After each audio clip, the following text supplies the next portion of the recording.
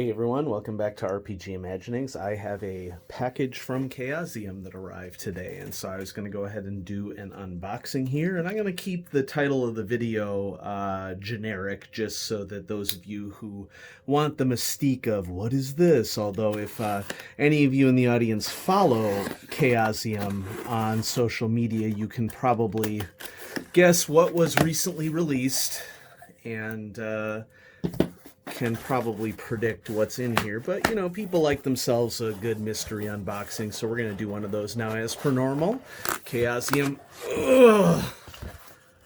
double packs from their warehouse, and so here's the infamous box within a box, and let's see what we have here. This is a game that I've been thinking about for a long time and was very pleasantly surprised to see that Chaosium had picked it up. Let's get the packing slip out of the way. And here we go. This is Aquelarre. Aquelarre is Spanish, some translated as Coven, some translated as Witch's Sabbath, but this is a, I want to say medieval, but I don't think really medieval is, I mean, I think it does include part of the medieval period in here, but I also want to say that we're rubbing up close up against the Renaissance as well. You know what, maybe as I'm opening it up, there's no back blurb, but I am going to read the introductions for everybody so that you can sort of get an idea. Chaosium Incorporated logo there, including Nocturnal Media, which Nocturnal Media, I believe, is the French publisher for Call of Cthulhu. Somebody in the audience correct me on that. Anyway, I'm going to get this open, and you can see already this is just a huge book. It's kind of ridiculous in a great way. And this is a game that I believe was first released in the mid-90s, and I had never heard of it until a couple of months ago. And I feel kind of bad about this because someone had either messaged me or emailed me or sent a DM on my Patreon account. I don't remember exactly how this happened, but somebody had contacted me about this game and that there was an English edition for it and that I should check it out.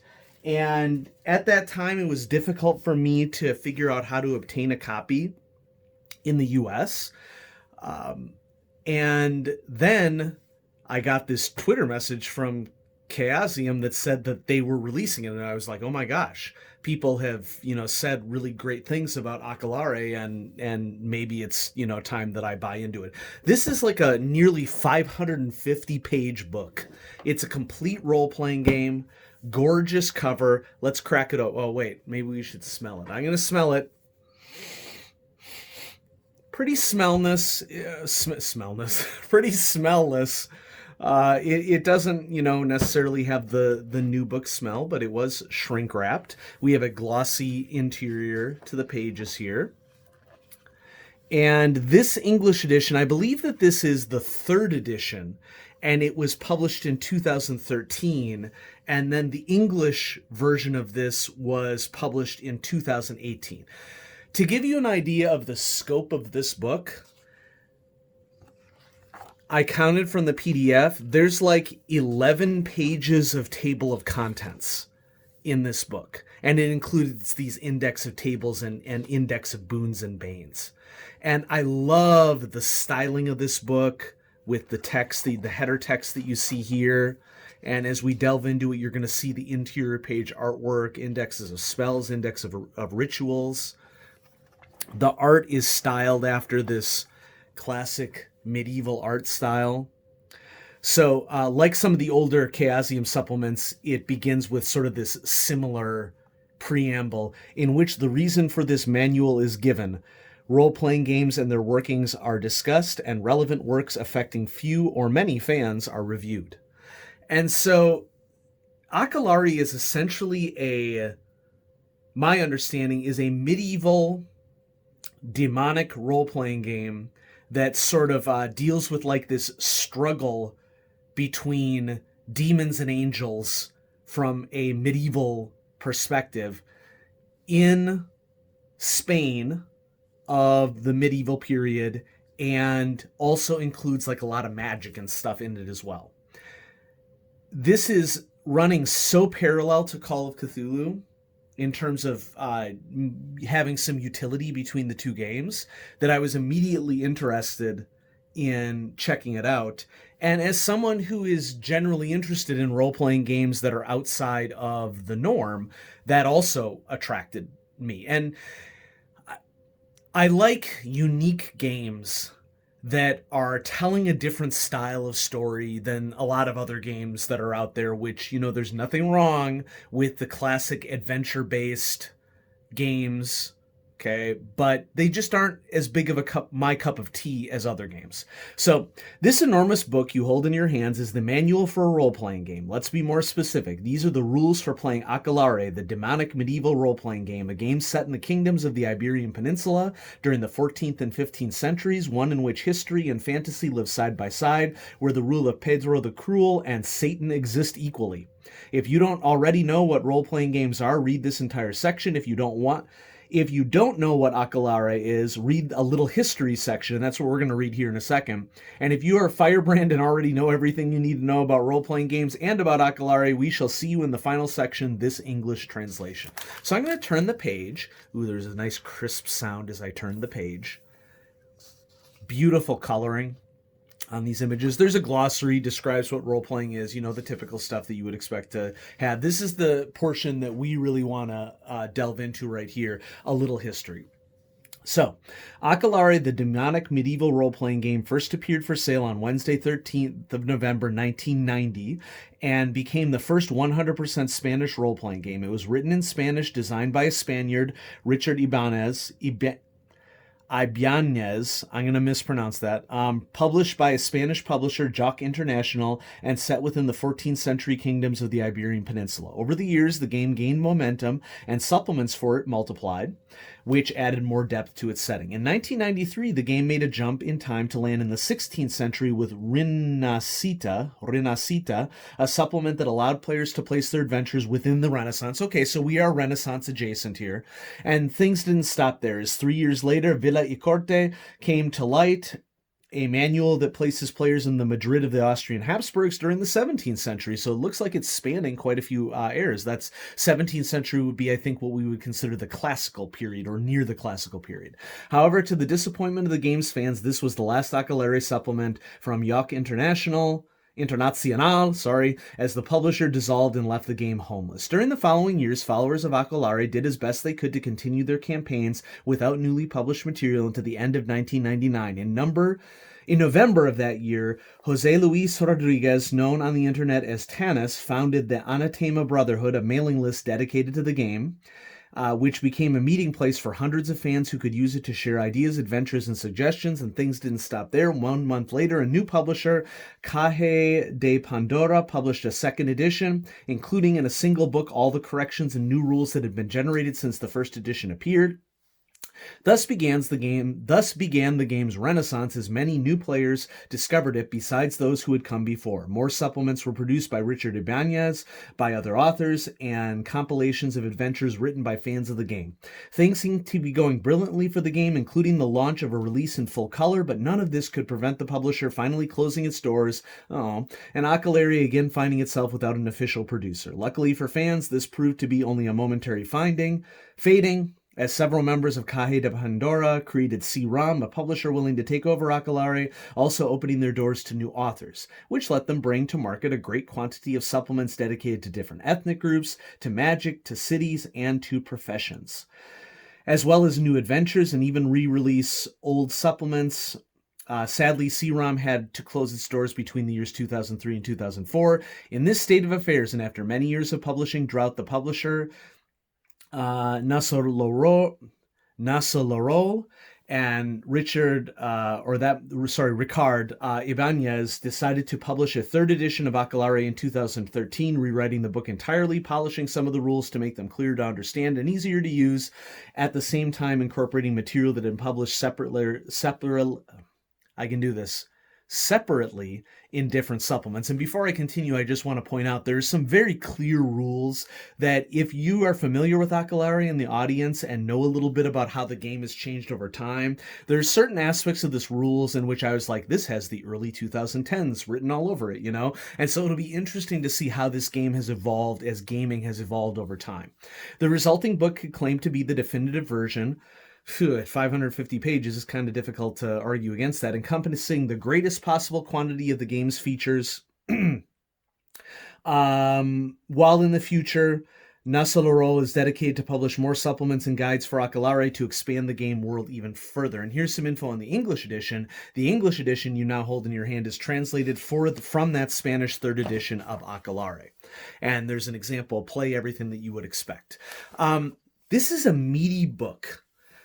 So right off the bat, you know, we're going to delve into mechanics, and look at how gorgeous the artwork is in this book. This is a big part of what sold me on it. I sort of felt like I was almost buying a Cthulhu-esque tome when I purchased this book. Now, granted, the art is decidedly medieval focused, which I don't want to confuse Cthulhu art with medieval art, but, you know, it has a mystique to it is the point, and that's something that I was really interested in. So I'm not going to flip through all the pages of the book. I just wanted to give like a basic introduction to this, but as we flip through some of these chapters, you know, it starts off here with the standard things like character creation roles and how you would deal with professions, and there are minimal characteristics in this game. This is loosely based off of a D100 system. I wouldn't call it BRP because it has some distinct differences between it and BRP. I'm not sure how the licensing has worked for this game, but there are a lot of similarities between this game and BRP. And so anyone in the audience who, you know, knows a little bit more about Aquelarre, feel free to post in the comments. One thing that I noticed as I was flipping through the PDF is that there is boons and banes, which is something that sort of arose out of the 2000s in role-playing games. And, you know, the concept of boons and banes is that you can select additional benefits or skills that your character has, or abilities that your character has at the beginning of the game in exchange for selecting some banes. And so just to give some examples here, let's start with a boon and then I'll read a bane, and you know, you'll sort of get the idea behind it. And so, does your character have a sixth sense, a 2-point boon? Whether because they were born with this gift or because they lived many years near danger, the result is that the character has a heightened instinct for survival, which renders them incapable of being taken by surprise. Whenever the character is the target of an ambush or surprise attack, they roll for initiative normally and do not apply the ambush modifiers to their attack or defenses. And you compare that to a bane, and let's just turn the page here, that they have a fear of horses, 1-point bane. Due to some accident they suffered while mounted or some traumatic event that happened in their childhood, the character fears horses and all other sorts of mounts, and they consider these animals treacherous and dangerous. They won't willingly go near them, and if they have to mount one, their ride skill is reduced by 25%. That just adds, that encourages role-playing. It adds people to select things that allow them to draw on for role-playing purposes. I mean, another system that just immediately comes to mind that uses the concept of boons and banes, and I don't think they're called boons and banes in that system, would be Savage Worlds. And a lot of people, it's immediately easier to roleplay in Savage Worlds because the mechanics lend themselves to you needing to consider what your character maybe is good at, but also what maybe their liabilities might be. And so we have a chapter here on the game system. If I have a criticism right off the bat, I think that this type could probably be a little bit difficult to read for certain people. It's laborious for me, someone who is somewhat visually impaired, you know, needing pretty strong glasses in order to see. So, you know, but that's like really the only criticism that I have of this right out of the gate. Some might argue that that's splitting hair. So there's descriptions of how to do, wow, look at that art. Blistering artwork, as the bard would say. And talks a little bit about secondary characteristics, how you improve characters in the system. This is just so content-packed. This is not just 550 pages worth of role-playing game. This is just jam-packed with content. And so it goes into detail of everything that you would need in order to play the system. I really enjoyed that it has some aspects of this that are like really fleshed out. Like here in the life points section, it goes into like hazards like fire and disease and chronicles a bunch of diseases that were common during the medieval period. I'm going to have a lot of fun reading about these. Poisons that are available or that the characters might come in contact with, and it just goes on and on and on. So I'm going to skip through some standard stuff here like the combat system. I'm going to need to do a lot more reading about this. You know, this is an example of a game where I'd like to maybe do like a deeper dive on. Here we are into a chapter called the Metaphysical, and this deals with something, a mechanic that is, I would say, similar to the interplay between, or for sanity for Call of Cthulhu, and this is the concept of a rationality and irrationality score that play off each other in the game. And so I'm just going to read off of it, maybe just a paragraph or two, because I think that this is an example of something that really makes the setting unique. All characters in Aquelarre, including player characters, have two secondary characteristics called rationality, RR, and irrationality, RRR, which are really one attribute, as the value of these two characteristics are tied together. If one increases, the other decreases by a like amount. Their joint ratings indicate the position and behavior of each character in the face of their history, fantasy, duality, infusing the world of Aquelarre. For each character, the total value of RR and IRR together is always 100. Similar in Call of Cthulhu, how you have a sanity statistic, but you basically have remaining sanity, and then there's arguably kind of like a hidden statistic, which is sanity that you've lost. You know, so angels, demons, and creatures of irrationality don't have a minimum or maximum in RR or IRR. The only rule is that the sum of the two must come to 100. A demon might have, for example, a 250 in IRR, but that means it has a minus 150 in RR. And so we're already at 17 minutes here, and so I just want to do like a quick little flip through. I mean, I could spend an hour going over a 550 point book, but just to give you a taste of what exists in Aquelarre, we have a section here on casting spells. We have and details on the spells that are available in the game. As I was reading through the PDF, so rituals are more of a rational based mechanic in this system, and so spells are irrational, rituals are rational, and then we get into details on demons and angels and other sort of Christian-based religious. And to be fair here, it isn't just Christian religion in which these are chronicles. I think that there are demons and other characters from Judaism, from Islam. I think that there's a wide variety of other different characters. And so here we have animas and specters. You know, all sorts of different creatures that you might encounter in this medieval role-playing game. And then there is a detailed section on the different kingdoms of Spain during this time. Part of the reason why I purchased this game is because I love learning history, and the history of Spain in the medieval period is an example of a period that I do not know a lot about, and so I'm really interested to learn a lot more. Different societies that are present in the time. And then I think that there's... Oh, wow, there is, this is something I didn't realize. There is a choose-your-own adventure contained within the book. Man, I'm going to have a blast playing this. Okay, so the next adventure is a choose-your-own adventure module that does not require the involvement of the game director. So game director in this game instead of keeper or something like that. I'm going to have a blast playing that. And then there's, you know, another adventure that's included lots of tables. I mean, there's some mechanics in this game, don't get me wrong. And before we peace out on this, I just want to make sure that if there is an image of this somewhere in here, I've seen on social media just a beautiful, here it is, a beautiful map of sort of showing where the main kingdoms are in medieval Spain. And so that's just awesome. That's one of the reasons why having the PDF and this being released by Chaosium is a huge thing, because you know when you buy the book from Chaosium, they give you the PDF for free, and there it is. Now, in case any of you are curious, sorry about the camera shake there. Here's the character sheet for Aquelarre.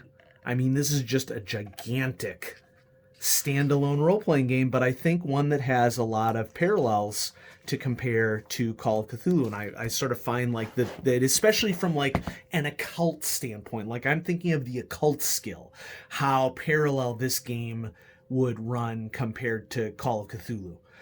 So, you know, retail price is $60, which, you know, it's an expensive role-playing book, but it is literally a tome. I mean, this is the perfect artwork for this book. And I'm really excited to delve into this in detail. I tend to wait to do a deep dive until I get the physical copy of a book. And this is going to be on the nightstand probably for a really, really long time. Not because I'm putting it off, but because it's going to take me a long time to work through this, in addition to everything that I'm reading for other role-playing games that I have. And so I'm happy to share that with all of you.